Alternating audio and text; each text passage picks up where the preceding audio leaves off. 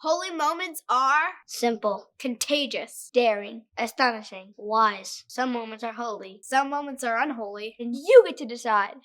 Every holy moment increases the goodness and the goodwill in the world. What is goodwill? Goodwill is a friendly, cooperative, and helpful attitude. Goodwill can make the whole difference in a relationship. A relationship guided by an attitude that is friendly, cooperative, and helpful is radically different to a relationship tormented by the opposite.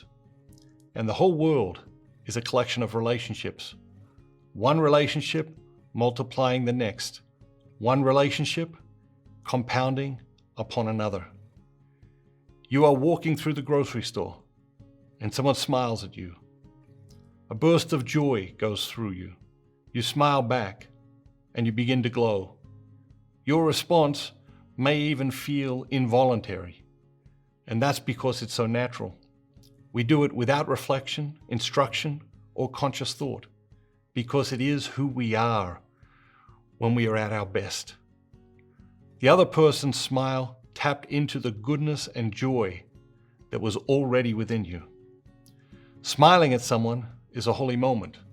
Smiling is contagious. Holy moments are contagious. Every holy moment inspires another one. The butterfly effect of even the smallest holy moments are astounding. Every collaboration with God yields unimaginable fruit. Moses liberated the Israelites in collaboration with God. Mary gave birth to Jesus by collaborating with God. The boy with 5 loaves and 2 fish fed thousands of people in collaboration with God. You too can collaborate with God.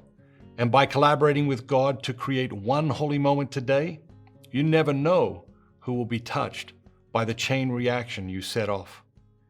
It is impossible to predict where these holy moments will lead, but they will lead somewhere. Holy moments never die. Every expression of goodness lives on forever. It finds a way to live on in other people, in other places, and in other times. This is how imperfect people collaborate with God to remake the world. Here is a short fable that illustrates the point. A British family went to Scotland one summer for a vacation.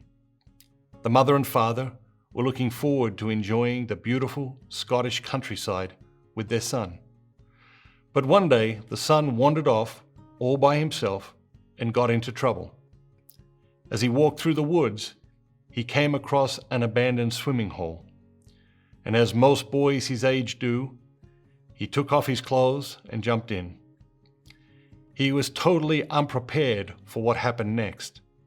Before he had time to enjoy the pool of water, he was seized by a vicious attack of cramps. He began calling for help while fighting a losing battle with the cramps to stay afloat. Fortunately, a farm boy was working in a nearby field. When he heard the frantic cries for help, he rescued the English boy and brought him to safety.